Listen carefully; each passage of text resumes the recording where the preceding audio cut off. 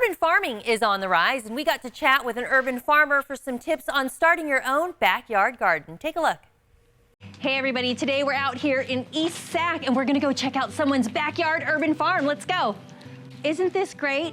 So I'm meeting up with Kyle Hagerty and he started this urban farm and here he is. Hey Kyle. Hi, welcome. Good to see you. See you. Let's go inside. Yeah, let's check it out. All right, so we're out here in the garden with Kyle. Kyle, explain the concept of urban farming. Well, urban farming is really just cultivating food in an urban environment. So here in Sacramento, that's mostly growing fruits and vegetables, but it can also be raising honeybees or chickens for their eggs or anything like that. In other areas, people are even raising animals in urban environments. Nice, nice. So we're standing in your backyard farm, essentially. How did you get started? What do you have here? Started this garden in 2014. There was nothing here.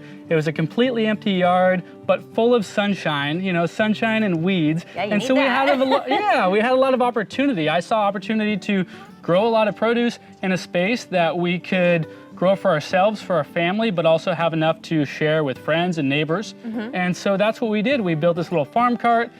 We decided to start growing more produce that we'd have enough to share with a larger part of the community. And we wheel out this farm cart into the driveway. We fill it with whatever's in season, and we give it all away, and we just accept donations based on what people want to donate to go back into the urban farm. Oh my gosh, that sounds like so much fun. Do you love it? We absolutely love it. It's a great way to not only reestablish that relationship between people and the food that they eat, but also give them an opportunity to see where it's growing. So every time we have our farm stand open, we invite people into the backyard to come back, and it's really amazing to see people's eyes light up, whether it's a child or an adult who's never seen, you know, where an artichoke grows, what it looks like. They're so used to seeing produce in the grocery store. We grow stuff year round, so depending on what time of year it is, we might be growing something different. And one of the reasons why we grow so many different things is because we can. We live in an area where you can grow year round, and we have the seasons, so you get a lot of diversity in our produce. I don't really have my green thumbs. Is this something that anyone can do?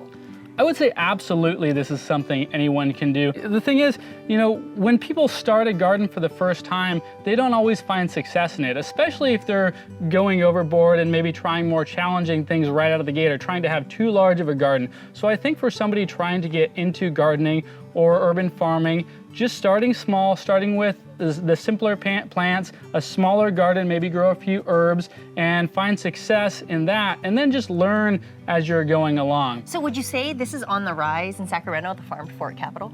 Yeah, I think urban farming is definitely on the rise here. I think there's a couple of big reasons. One is just general support. There's a lot of people supporting the urban farming movement. The local chefs who are using produce from these urban farms to highlight in their dishes at the restaurants throughout Sacramento, and especially the community who really has supported urban farming by showing up to farm stands and just appreciating these new green spaces. Kyle, are there benefits to urban farming?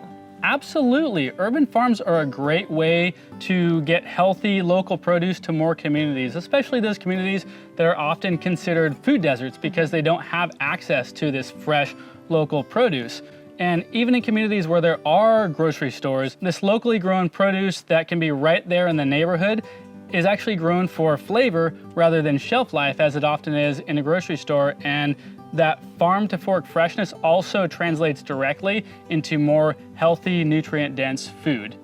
And among that, there are also a lot of other benefits. It's creating green spaces throughout the city. It's cutting down on the byproducts of having to transport produce and food and things like that all over the country. And everything can really stay on the farm. So when we're harvesting and pruning and mowing and doing things like that, we're able to make compost right there from the things that we don't use, and that compost goes right back into the farm. It stays right there to feed the plants. That is awesome, Kyle. I want to thank you for sharing some of your wisdom and experience with us. I can tell you're very passionate about it. If people want to keep up with you and maybe some of your tips or just see your beautiful farms, where can they go? They can follow me on YouTube under Urban Farmstead or Instagram or Facebook. All right, Kyle, thanks so much for sharing this with us for Your California Life. This interview involves commercial content. The products and services featured appear as paid advertising.